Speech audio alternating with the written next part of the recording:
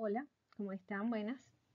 Esta es la última clase de la unidad 3.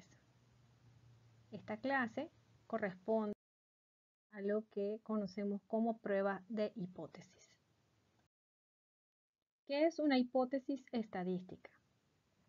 Una hipótesis estadística es una afirmación que se realiza en torno a alguna característica de interés de alguna población particular. ¿Cuáles serán esas características de interés de las poblaciones? Para nosotros, los que estudiamos estadística, estas características son los valores de los parámetros. Cuando yo a esta afirmación le involucro un parámetro, estoy hablando de una hipótesis paramétrica. La manera formal de hacer inferencia estadística es a través del uso de las pruebas de hipótesis. Cuando la afirmación que yo hago involucra un parámetro, hablo de hipótesis paramétrica. Lo que se conoce como hipótesis nula se produce en el momento que le asigno un valor al parámetro que está contenido en la hipótesis. Una prueba de hipótesis estadística será entonces cualquier regla para decidir si se rechaza o no se rechaza una hipótesis nula, con base en la información que suministra una muestra aleatoria proveniente de la población de interés. Es decir, que yo utilizando los datos que obtengo de una muestra aleatoria y con base en algunas reglas, voy a decidir si rechazar o no rechazar lo que conozco como hipótesis nula. Pero, ¿qué es una hipótesis? Bueno, acabamos de decir que una hipótesis es una afirmación sobre alguna característica de la población, principalmente sus parámetros. Una afirmación que hago sobre alguna característica de la población. Estas características son los parámetros. ¿Con respecto a cuáles parámetros puedo realizar esta afirmación? Con respecto a la media, con respecto a la varianza o con respecto a la proporción, que también podemos conocer como tasa. Una tasa también es una proporción. Entonces, una hipótesis estadística es una proposición sobre los parámetros de una población o sobre la distribución de probabilidad de una variable aleatoria. También puedo hacer hipótesis estadísticas para comprobar si una variable aleatoria sigue una distribución de probabilidad en particular. Por ejemplo, decir el promedio de reducción de colesterol que se consigue con el tratamiento A es igual al que se consigue con un tratamiento B. Yo puedo tener un tratamiento A y un tratamiento B y decir que la reducción del colesterol con ambos tratamientos será la misma. Esto es una afirmación que estoy haciendo basándome en los parámetros, ¿sí? Si yo, para medir el colesterol, ¿sí?, utilizo la comparación de los promedios, es decir, de la media. Entonces, el parámetro poblacional que yo esté utilizando será, en este caso, la media. También puedo hacer una afirmación como la siguiente. El porcentaje de enfermos es del 5%. Estoy haciendo una afirmación en torno a una proporción, a un valor poblacional, y ese valor es una proporción. Igualmente podría ser una afirmación para la varianza. Pero nosotros vamos a basarnos aquí en las pruebas de hipótesis para media y para proporción específicamente. Para cualquier parámetro puedo realizar una prueba de hipótesis realmente. Pero en esta clase solamente vamos a tocar para la media y para la proporción. Igual como hicimos en la parte de intervalos de confianza, que solamente los hicimos para la media y para la proporción, pero tenemos conocimiento que lo podemos hacer para cualquier parámetro. Si queremos contrastar estas hipótesis que estamos planteando acá, debo establecer la hipótesis previamente, es decir, antes de hacer el análisis debo plantear estas afirmaciones. Para ilustrar este concepto más o menos, vamos a ver el mismo ejemplo que habíamos visto en la clase de intervalos de confianza. Tenemos que un profesional de la salud, experto en nutrición, que trabaja en una empresa de suplementos nutricionales, desea obtener conclusiones respecto al contenido de magnesio de uno de los productos de la empresa. Para ello, toma una muestra de 25 frascos y les realiza el análisis del contenido de magnesio. ¿Okay? La desviación estándar poblacional es conocida. Casi siempre en los procesos tengo, digamos, datos históricos con los que yo podría calcular la desviación estándar poblacional, es decir, sigma. Y obviamente sigma cuadrado, que es la varianza poblacional. Esa desviación estándar poblacional vale 0,8.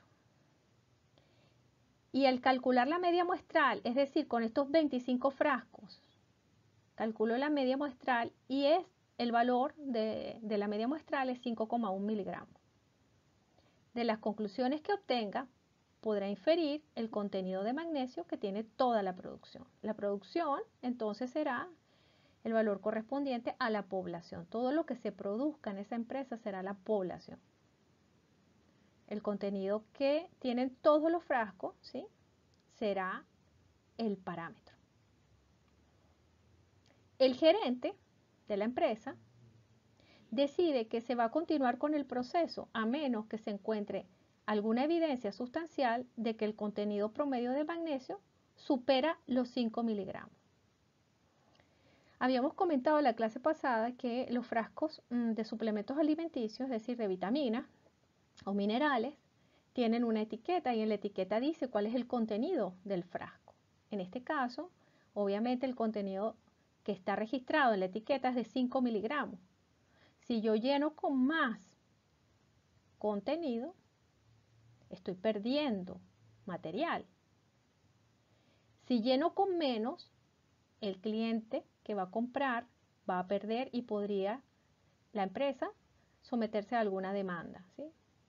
Pero a la empresa le interesa más no perder, porque fíjense que el gerente dice que va a continuar con el proceso a menos que el contenido de magnesio sea superior a 5 miligramos, que haya evidencia de que estoy llenando los frascos con una cantidad mayor a 5. ¿Ok?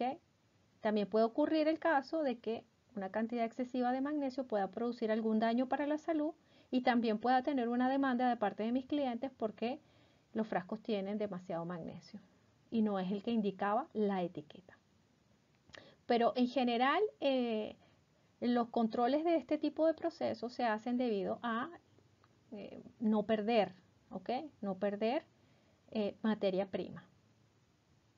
Entonces, el gerente dice, si usted encuentra evidencia de que el contenido de magnesio está superando los 5 miligramos, detenga el proceso. Si no, déjelo seguir. La evidencia estará en una muestra aleatoria de tamaño n, de la distribución de interés para el contenido promedio de magnesio. ¿Okay? Con esta muestra aleatoria de 25, o varias muestras de 25, yo encontraré la evidencia que necesito para comprobar si los frascos se están llenando con una cantidad mayor a 5. Siempre, obviamente, considerando cuál es la distribución que sigue la variable contenido de magnesio. ¿Ok? Entonces, la decisión de continuar o no continuar con el proceso está en sus manos.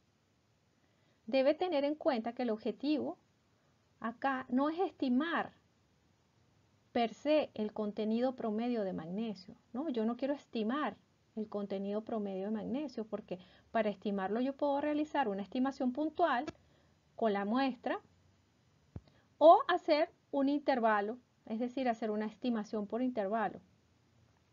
Necesito determinar si el valor de la media, el valor promedio poblacional es de 5 miligramos o no. Entonces, la decisión está en sus manos. Acabo de comentar que en la muestra de 25, el promedio muestral era de 5,1 miligramos. yo puedo decir, voy a detener el proceso porque el gerente me dijo que si era más de 5 lo detenga y la muestra me dice que es 5,1, o continuar el proceso porque yo considere que 5,1 sí se está pasando de 5, pero no tanto. Es como muy poquito lo que se está pasando. Y entonces yo diga, no, pero voy a esperar hasta un poco más para tomar esa decisión. Voy a volver a tomar otra muestra de 25 y volver a hacer el procedimiento para ver si en la otra muestra es 5,2 y si en la tercera muestra es 5,3, ¿ok? Pero ¿en qué momento yo debo detener y decir, ya voy a parar el proceso? ¿En 5,1? ¿En 5,2? ¿En 5,15? ¿En 5,20? ¿En 5,25? ¿En qué número? ¿Ok? Ahí está realmente el meollo de la situación. Yo tengo que tomar una decisión y decir, bueno, yo voy a establecer una regla. Esta regla va a decir que a partir del valor tal, yo voy a detener el proceso. Ahora, ¿cómo encuentro ese valor? ¿Ok? Bueno, en primer lugar, tengo que tener en consideración la distribución de la variable que estoy estudiando. Nosotros sabemos que la variable contenido de magnesio es una variable continua, ¿sí? Se mide con un equipo a lo mejor de HPLC, un espectrofotómetro o algún tipo de aparato de medición de estas sustancias, ¿ok? Y que va a tener un valor promedio alrededor del cual van a variar las mediciones. Esta variable entonces tendrá una distribución normal con media mu y varianza sigma cuadrado, ¿sí?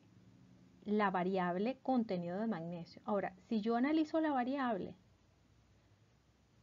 de las distribuciones muestrales, ¿sí? La distribución muestral de contenido de magnesio, es decir, las X barra, la distribución de las muestras, yo sabré que obviamente si esta variable tiene distribución normal, las muestras van a tener también distribución normal, como lo vimos en la clase, con media mu, y la varianza va a ser sigma cuadrado sobre n, ¿sí?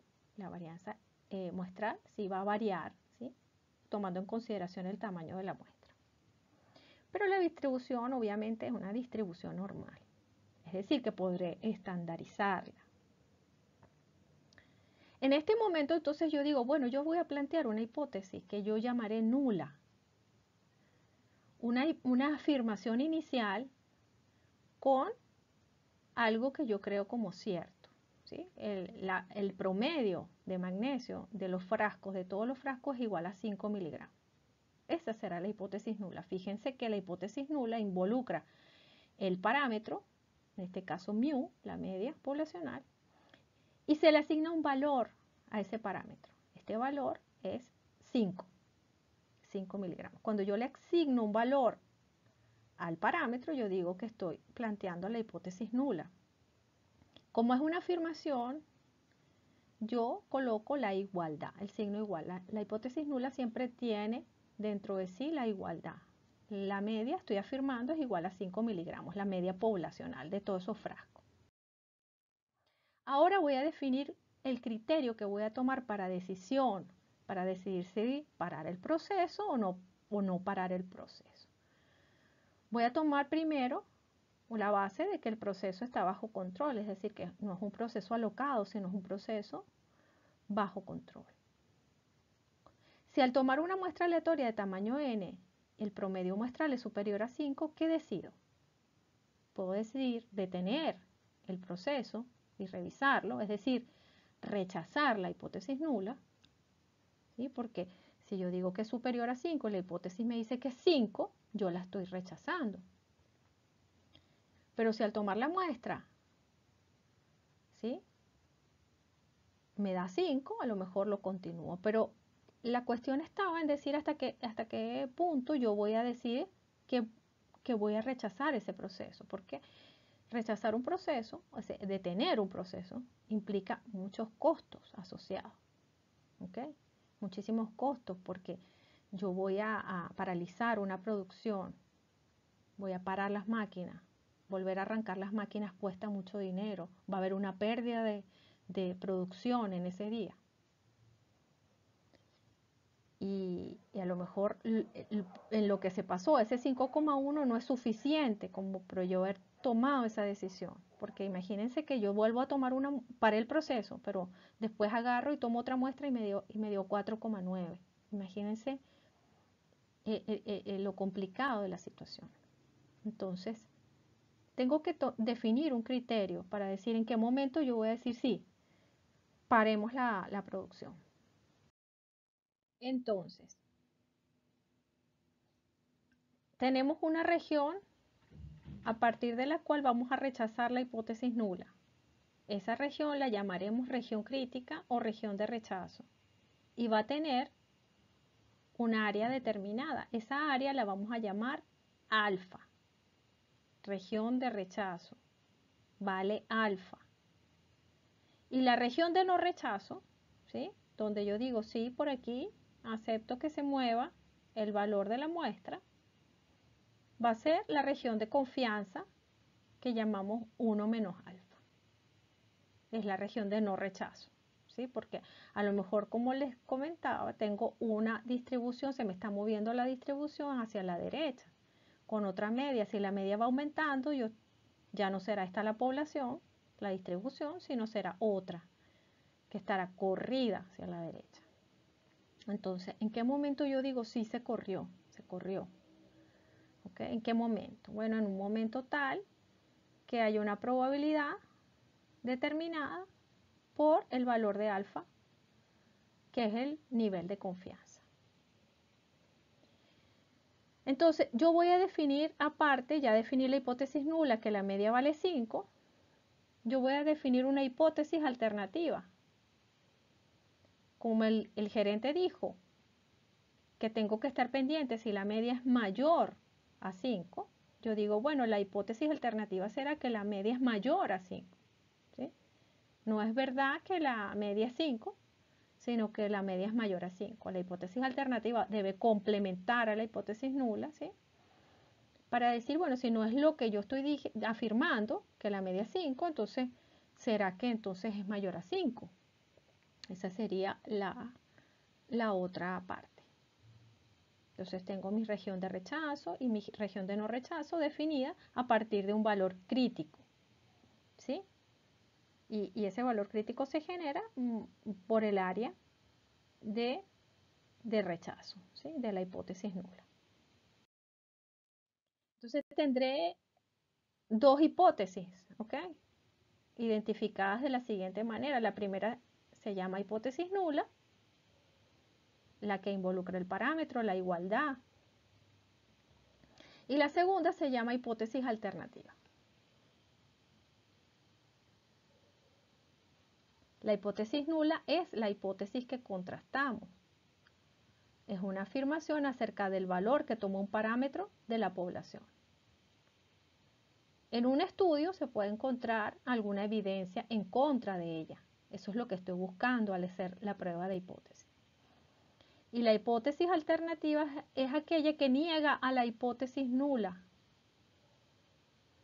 Es una afirmación que es aceptada si la muestra provee la evidencia de que la hipótesis nula es falsa. ¿Ok? La niega a la hipótesis nula, la alternativa.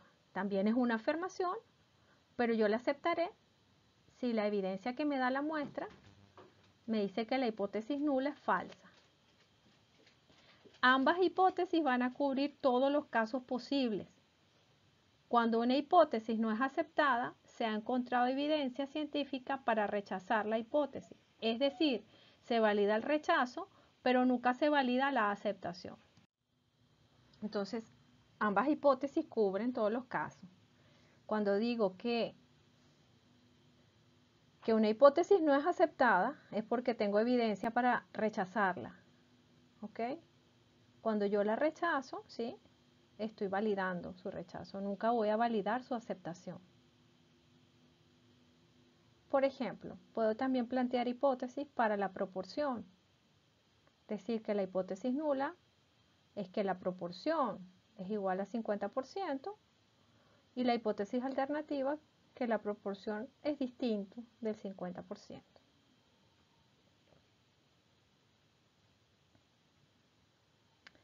La hipótesis nula siempre va a tener la igualdad, ¿ok? La igualdad, el signo igual. Ella siempre debe tener el signo igual.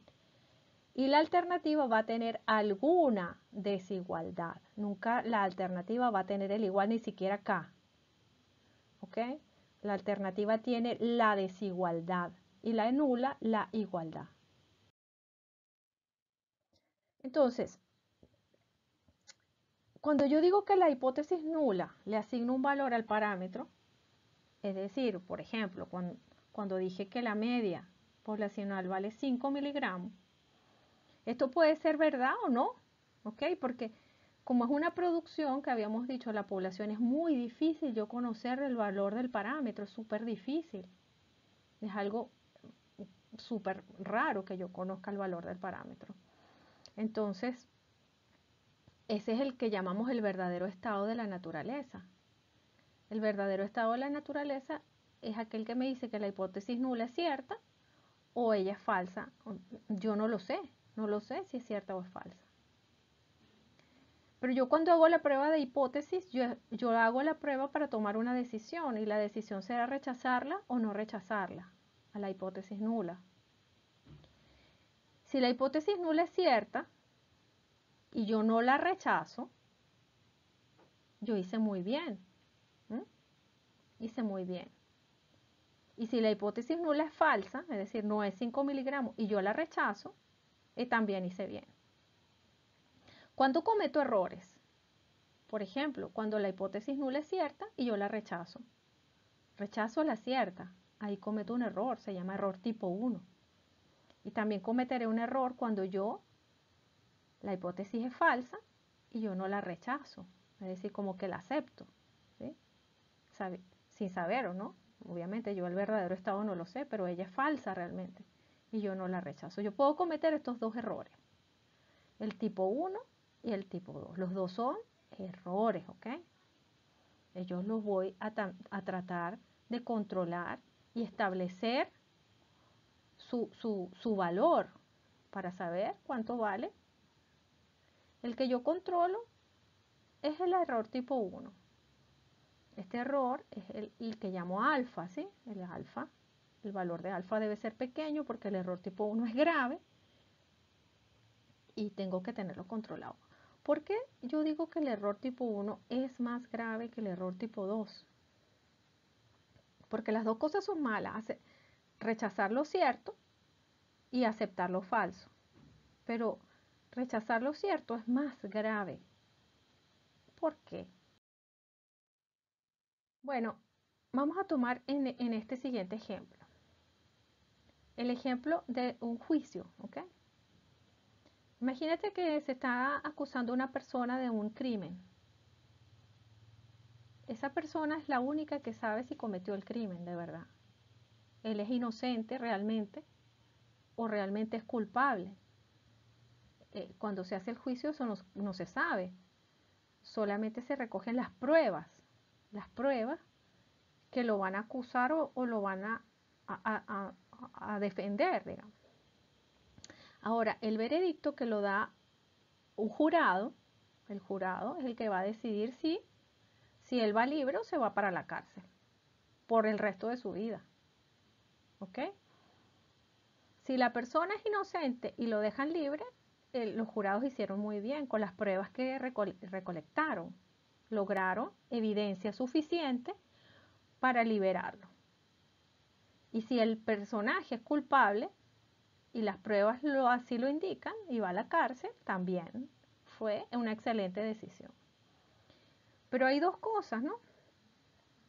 Que el inocente vaya a la cárcel para siempre o que el culpable quede libre. ¿Qué es peor? Es peor que los buenos sean castigados. Mucho peor a que los malos no les pase nada. ¿Ok? Eso es peor. Igual los procesos. ¿Qué es peor? Yo parar un proceso que está funcionando bien o dejar seguir un proceso que está mal. Igual está mal, que lo deje seguir un poquito más. Es grave, pero no es tan grave como detener lo que está bueno. ¿Ok? Por ejemplo, aquí dice un nuevo tratamiento, ¿sí? Que ofrece buenos resultados. Yo puedo aplicarlo o no. El tratamiento realmente puede ser bueno o puede ser malo, no lo sé. Pero las pruebas me dicen a lo mejor que es bueno, que será peor. No aplicarlo o si es malo aplicarlo. ¿Ok? Entonces, eso es lo que tenemos que tener en consideración. Entonces, tenemos como el error tipo 1 es más grave, entonces ese es el que hay que controlar.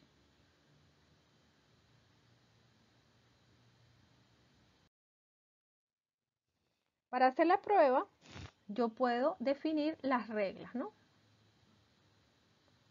Entonces, la prueba de hipótesis será cualquier regla para decidir si se rechaza o no la hipótesis nula con base en la información que nos da una muestra aleatoria de la población.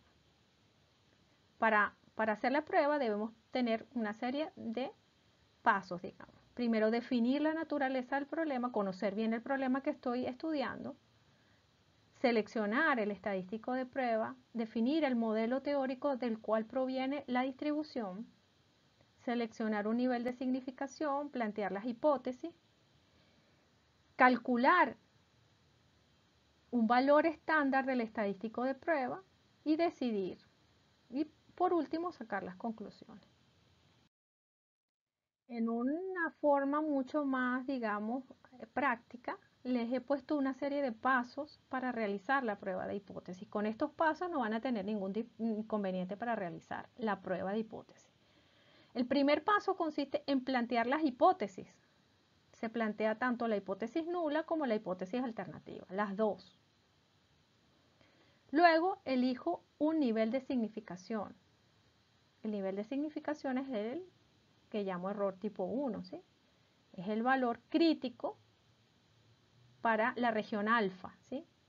Es el valor crítico de la región alfa que, como debe ser pequeña, debo escoger un alfa bastante pequeño y eso va a ser el nivel de significación. Luego voy a elegir el estadístico de prueba que voy a usar, dependiendo si la prueba es para la media o para la proporción. Para la media tengo los estadísticos Z y T, usando los mismos criterios que usamos para los intervalos de confianza. Y para la proporción vamos a usar el estadístico Z, con sus respectivas tablas, obviamente. Después que escogí el estadístico que voy a usar, determino el estadístico en la tabla, ingresando con el alfa, que es el nivel de significación. Voy a escoger el estadístico en la tabla.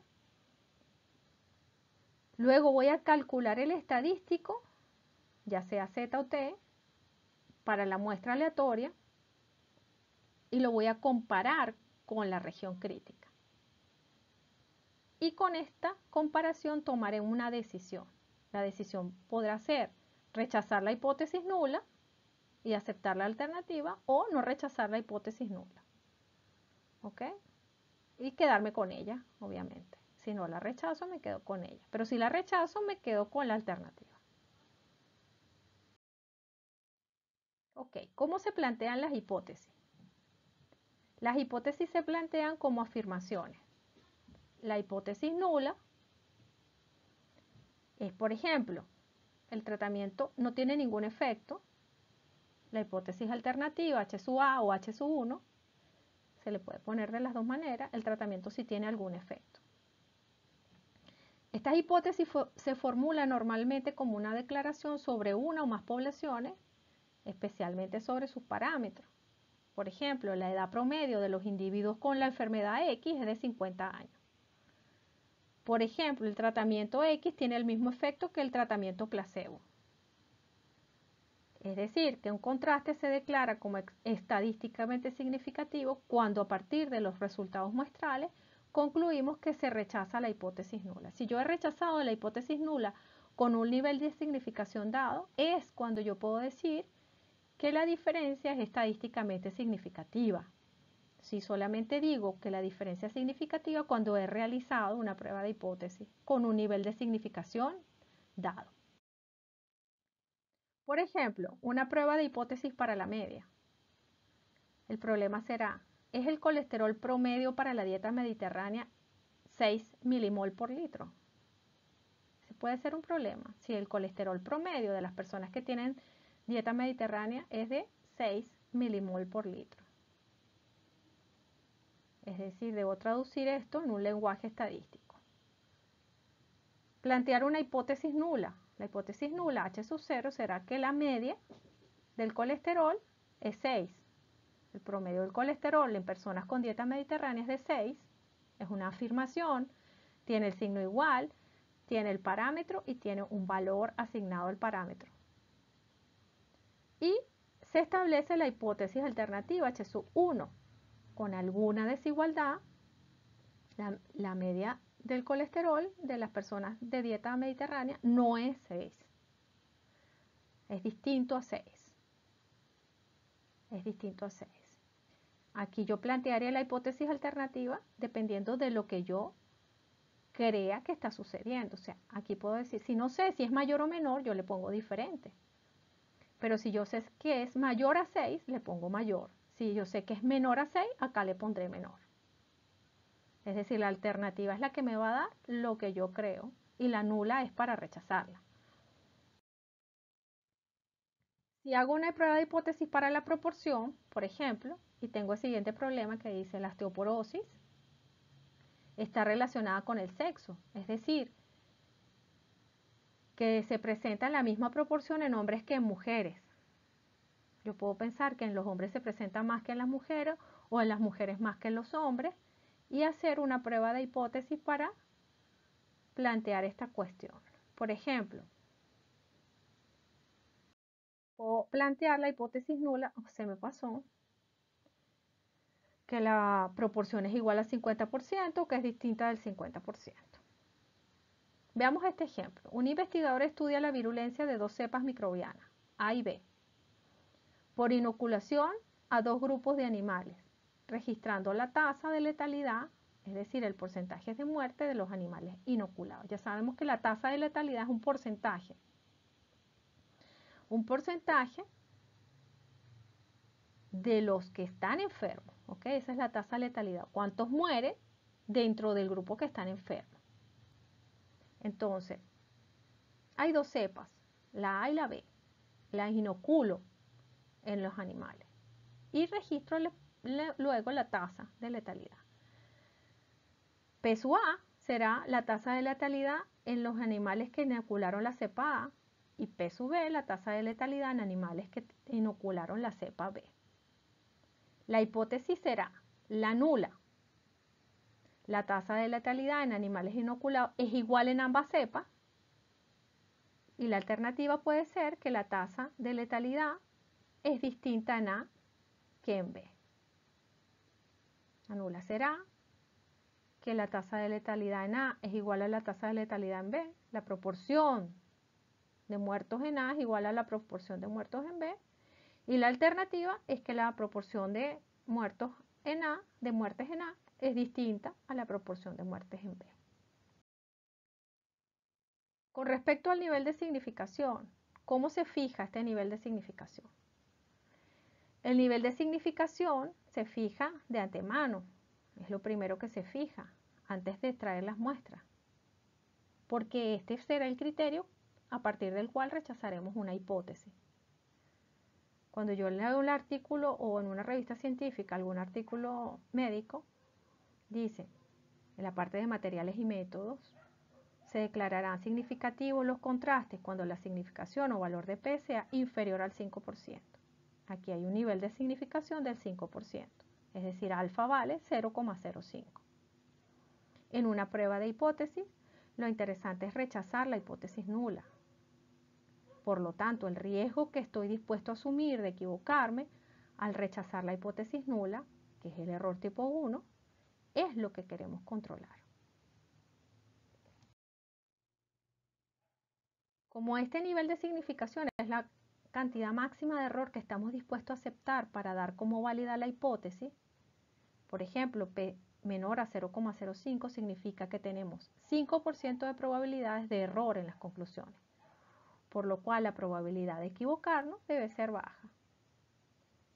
También el nivel de significación se conoce como la probabilidad de tomar la decisión de rechazar la hipótesis nula cuando ésta es cierta.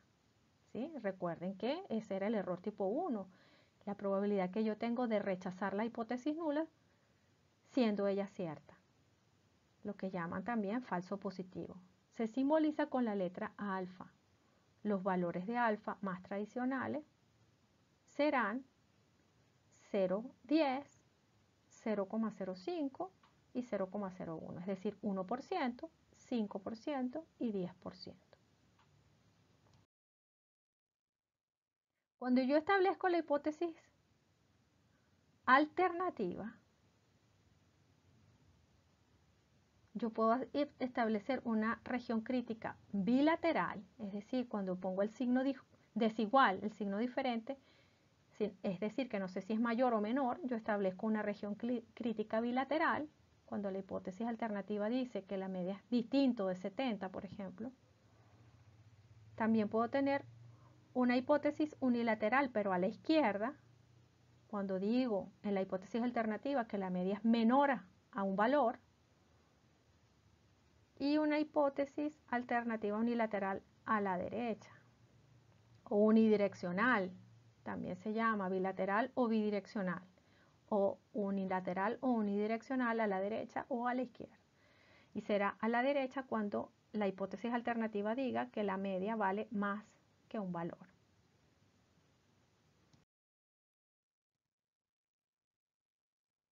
Si lo grafico de la siguiente manera, la hipótesis alternativa a la derecha me va a decir que si cae en la región de rechazo, pero la región de rechazo está definida por el valor de alfa, ¿verdad? A la derecha puede estar a la izquierda, menor que